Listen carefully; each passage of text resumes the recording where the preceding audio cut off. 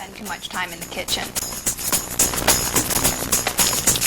And you want to spend less time at the stove and more time with your family. At Everyday Food, we create recipes that help simplify life. The best make-ahead, serve-anytime recipes. No fuss dishes that you can make in advance, like our chicken Caesar salad. Assemble the ingredients early and then toss them together at the last minute for maximum taste and crunch. Tex-mex enchiladas are so delicious and so comforting, you'll want to double the recipe. You can make one tonight and then tuck the other one in the freezer for the next time you have a last-minute Mexican get-together. Today's Have You Tried is tahini. This rich sesame spread is the central ingredient in hummus, a fantastic creamy dip. It's really easy to make at home. Wow your friends with this colorful make-ahead Middle Eastern platter of feta, hummus, olives, and pita bread.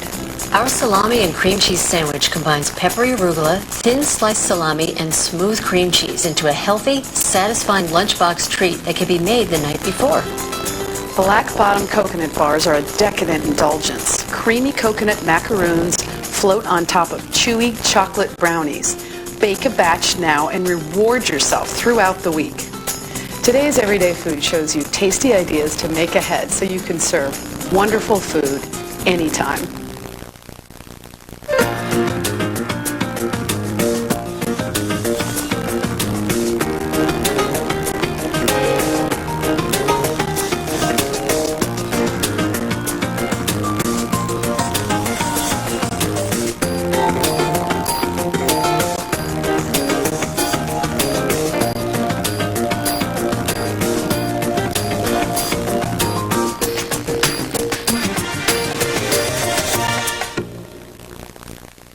Funding for Everyday Food is provided by...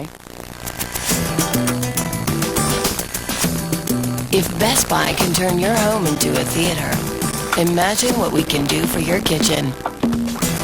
Brand name appliances like KitchenAid at Best Buy.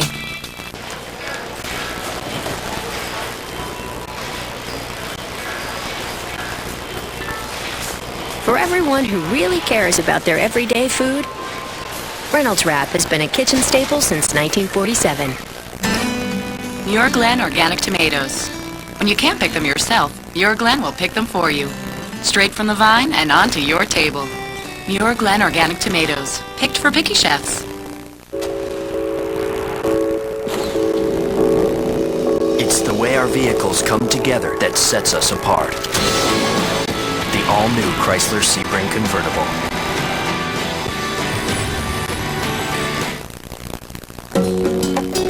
At Everyday Food, we create recipes that help simplify life. No fuss dishes that you can make in advance, like our chicken Caesar salad.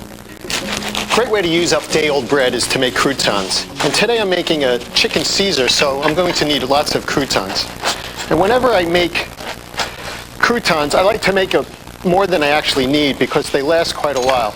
Just cut the bread into half-inch cubes, nice and big, because they're going to absorb some of that salad dressing and you don't want them to get too soggy. I like to have my croutons nice and crisp. Put them on a rimmed baking sheet and sprinkle them with salt, pepper, and a little bit of olive oil. Get them into a 375-degree oven for about 12 to 15 minutes. You can use melted butter or olive oil. I prefer the olive oil because it's a little bit less fattening. Sprinkle it with salt and pepper. A quick toss. And get them right into the oven. I have 4 half chicken breasts here, and I'm just going to season those with salt and pepper. And then about a tablespoon of olive oil, preheated pan. You want that chicken to sear when it hits that. You don't want it to stick to the pan. You can see that that oil is nice and hot already. And you should hear a nice sizzle when that chicken hits.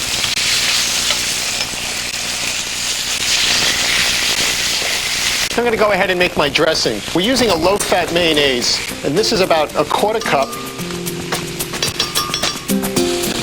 Lemon juice is about a 1/4 cup also.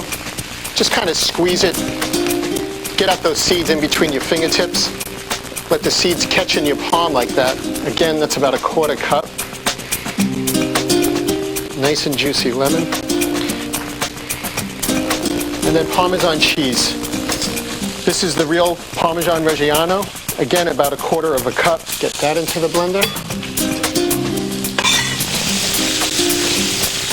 Here's the chicken. It's nice and golden brown, about 2 minutes per side. You want to flip it and make sure that it gets golden just on the other side also. Okay, and then anchovies. And then we're going to put a small clove of garlic in there. Low speed. You want to just add a little bit of water just to thin that out.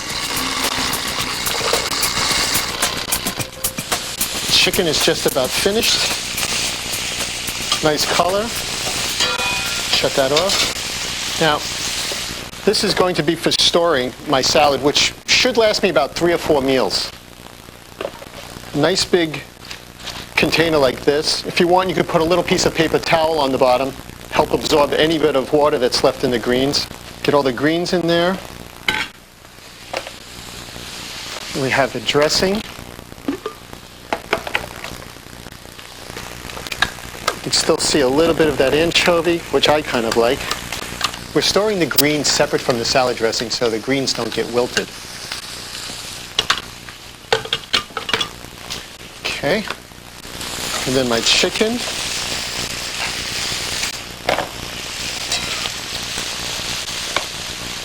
Now you're going to want to let this cool before you cover it, just to make sure that all the heat is out of the chicken breast.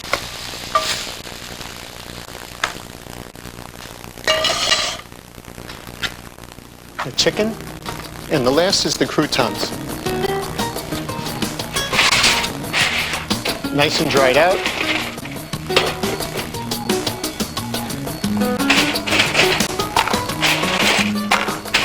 Now, this meal probably will last me for 2 dinners for 2 of us, or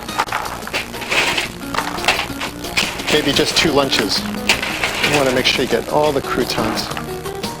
So there you have it. Enough greens for about 3 or 4 meals, some chicken breast, your salad dressing, and croutons. All you have to do is toss it together, and you have a wonderful meal. Have you tried tahini? This nutty, creamy paste is made from ground hulled sesame seeds. It's used in spreads, dips, sauces, and dressings. You can find tahini in cans or jars in health food shops and many supermarkets. We love it in hummus, the centerpiece of our beautiful Middle Eastern platter. It's vibrant, full of fresh flavor, and best of all, can be assembled within minutes. So what I've done is drained and rinsed 2 cans of chickpeas, 15-ounce cans. I rinsed them just to get most of the sodium off. It actually reduces the sodium a lot, but I did save 1/4 cup of the liquid that it was packed in to help thin my hummus, which is what I'm making with the chickpeas. So put them into a food processor, and then to that you're going to add 2 cloves of chopped garlic. If you don't like your hummus garlicky, you could use 1 clove of garlic here. That can go right into the food processor. And it gets 1/3 cup of lemon juice. This adds a lot of flavor.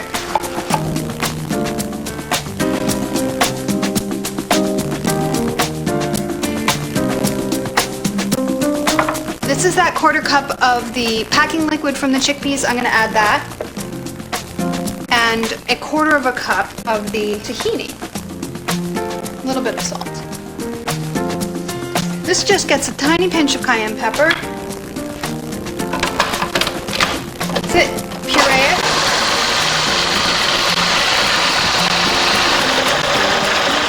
Great. That looks about right. Just going to use this as the base for a really great Mediterranean salad platter. This makes quite a bit. You can use some of it for this salad platter. Keep it in your refrigerator. Whenever you want to serve it, you can. And then with a little bit of extra virgin olive oil drizzled over the top, like that. And just a pinch of paprika. It adds a little color, a little bit of smoky flavor. Now for the salad, a really nice salad. The first thing I'm going to do is make a dressing, and then I'm going to toss a bunch of vegetables in there. It's a lemon-based dressing. We're going with the lemon theme here. 3 tablespoons of lemon juice, and I do know that these are quite juicy, so I think 1 will be fine.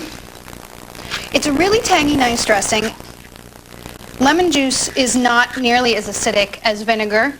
We usually recommend when you're making a vinegar dressing to do like a 3-to-1 where you have 3 parts of olive oil. Lemon juice is a little more forgiving, so it doesn't have to be quite that much. Season it with salt and pepper. And then just whisk in about a tablespoon of olive oil. If you find that this is a little too tangy for you, then you can add a little bit more olive oil. Don't worry about it. That's it. Super simple, very lovely light dressing. What I've done is ahead of time I've prepped all of my ingredients for a really delicious salad. What I have here is 1 English cucumber, removed the seeds with a spoon and then cut it into dice, about a cup of chopped parsley, and 1 onion that's been diced, and I kept it in a separate plastic bag so that you didn't get too much of the onion aroma with the other vegetables until you want them combined. 4 plum tomatoes. I prefer to wait until I want to serve it and then cut up my tomatoes. I just prefer not to put them into the refrigerator if I don't have to. Use your spoon and just scrape along inside of the tomato to get the seeds out. So then those get diced up the same size as the cucumbers. That's about 2 cups.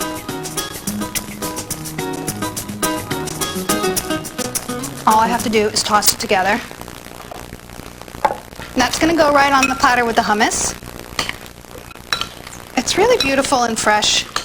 Things like this, salads and stuff, are really, really great to have on hand. Maybe people are coming over and you don't know. There you go. So, spoon it on. You can arrange this in any decorative way that you want. It's going to have a couple more ingredients added to it, so leave a little bit of room on your platter.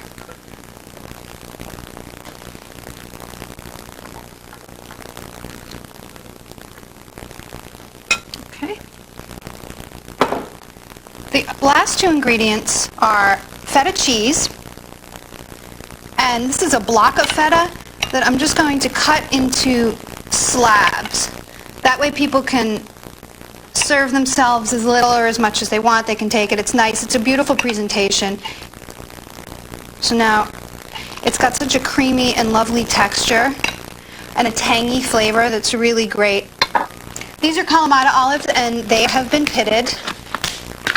They're a really great sort of purplish, very, very tangy olive, and I love them. And you can put as little or as many. The recipe calls for about a cup, so arrange them decoratively on your platter. These are just regular 6-inch round pitas, and you can cut them into wedges so that people can take a couple.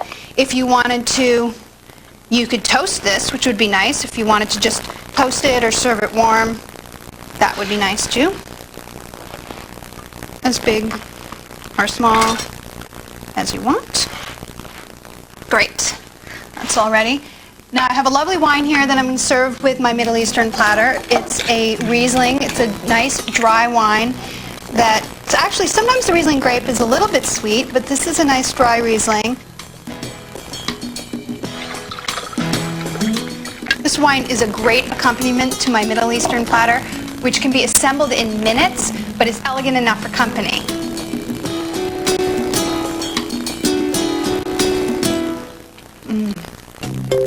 Assembling an original sandwich for your kid's lunchbox every day is a challenge. And if you find yourself in a ham and cheese rut, try this clever concoction of arugula, salami, and cream cheese. Make it today so that you won't have to worry about what to have for lunch tomorrow. First, spread about a teaspoon of mustard over 2 slices of rye bread. You can use any kind of mustard really, but I love the crunchy texture of whole grain mustard. Okay, next, some salami. About 6 slices of salami for each.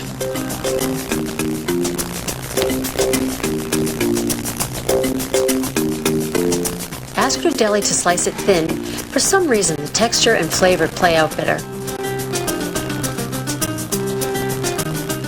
And top with some arugula.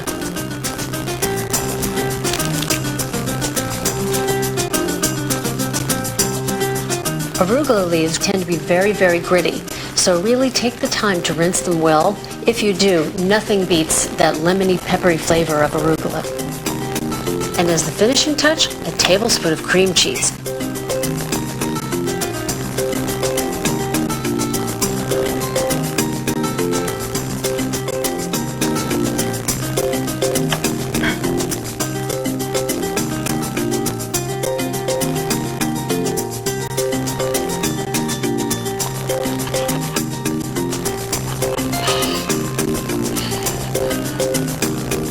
Pack one for your lunchbox and enjoy the other one right now.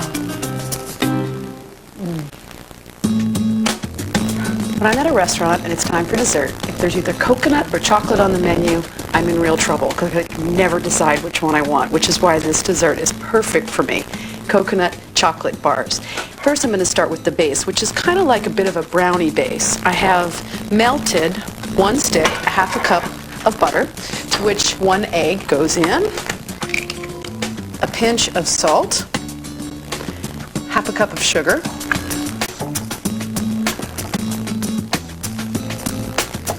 one quarter cup of flour, 1/4 cup unsweetened cocoa powder. Just whisk it up. You just want to fully incorporate it. And this will form the base of the dessert, the chocolate. All right, that is it. 1, 2, 3. Nothing could be easier. So this is a 9-inch square pan, and I'm just smoothing it so I make sure I get the mixture into every little corner. And this will go into my preheated 375-degree oven for about 10 or 15 minutes.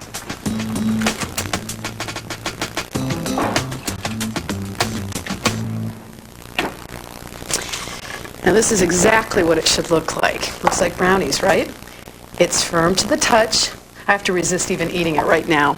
So let's get to the topping, the coconut topping. We're starting with 2 eggs.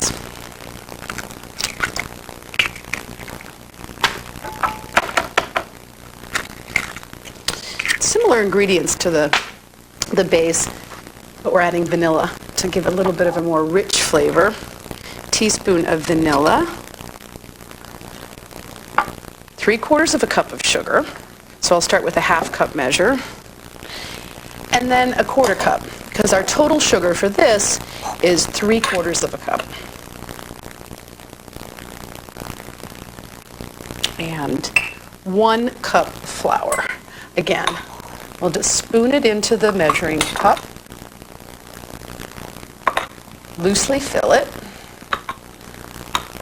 And then level it off and put this in with the rest of our ingredients. And, well, I think I'm going to give this a little bit of a stir just to get it going before I put in the main attraction, the coconut. This has become a little too difficult to whisk, so I think I'll just switch to my spatula. Oh yeah, that's much better. It's going to be a little bit chewy, a little bit soft and sweet. And to this, I add my sweetened coconut. And I'm just going to reserve out about a half of a cup, because what's nice about this dessert is after we mix together a kind of, topping for the brownies, we'll then sprinkle that on top and we'll have kind of 2 textures of coconut, which is always really interesting in a dessert, to have different textures. Okay, this is it, the end of the prep for the filling. So it's a little thick, don't worry, that's the way it's supposed to look. We'll just kind of dollop it around the different areas of the brownie mixture.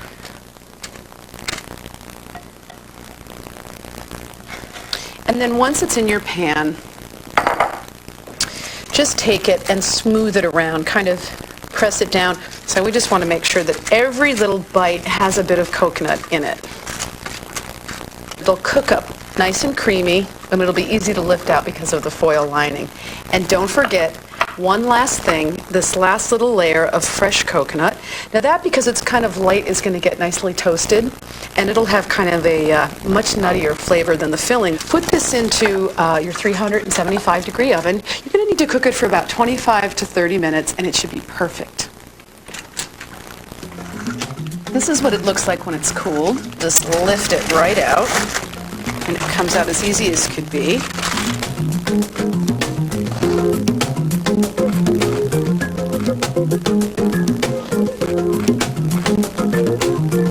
You can look inside and see that you've got your brownie and you've got your chewy kind of cake-like coconut mixture and then your crumbly coconut nutty flavor on top. And I don't think I can go any further without trying it.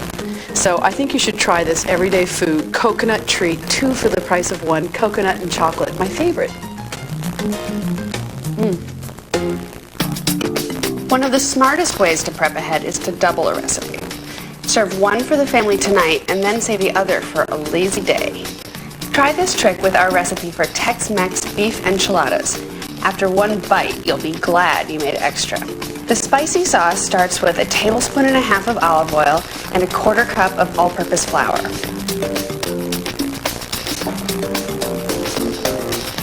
Cook that for a good minute, whisking it. You want to cook off the raw flour flavor. This is also going to help thicken the sauce. 1 can of reduced sodium chicken broth.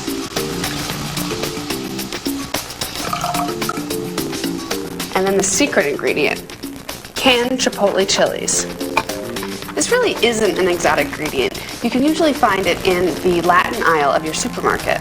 And one of the things that I like to do when I chop them is to chop them on a piece of wax paper or parchment paper, because the adobo sauce has a lot of rich red color in it that often stays on your cutting board.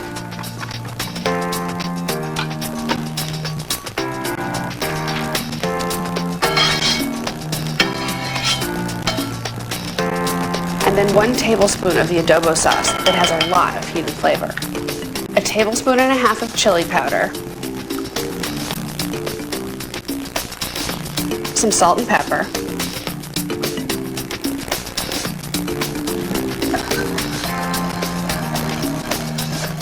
And 3/4 cup of water. Let that simmer for about 10 minutes until it's slightly thickened. If you want to make a double batch, you can just double all the ingredients for this recipe. For my enchilada filling, 1 small onion, finely chopped,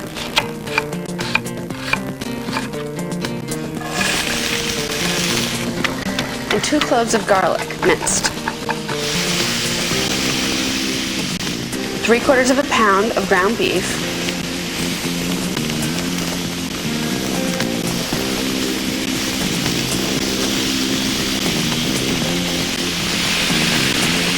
some salt and pepper, and then cook that for about 8 to 10 minutes.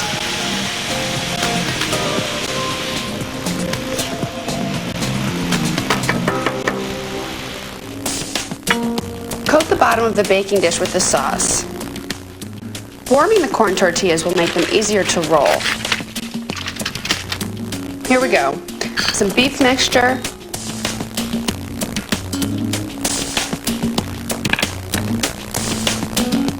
some shredded cheddar cheese, wrap them tightly and then line them up seam side down.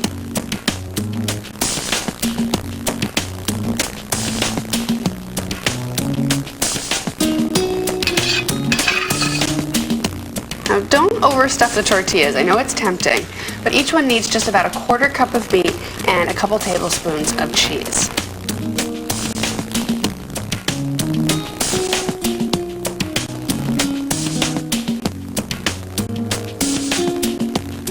Wrap it up in foil and it'll keep in the freezer for up to 2 months.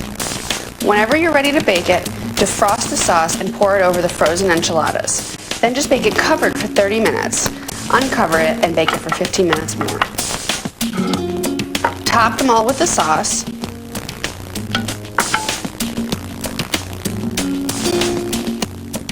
And then, of course, a little extra cheese doesn't hurt.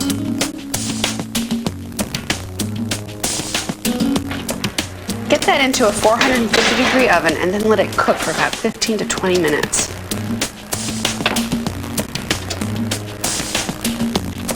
I really can't think of a better payoff for prepping ahead. That's what makes this and all our other recipes everyday food.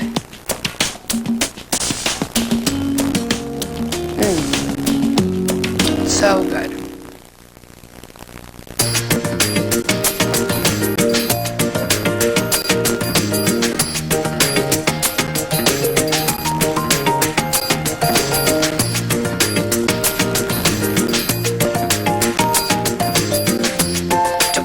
companion book to this program, Great Food Fast, call PBS Home Video at 1-800-PLAY-PBS.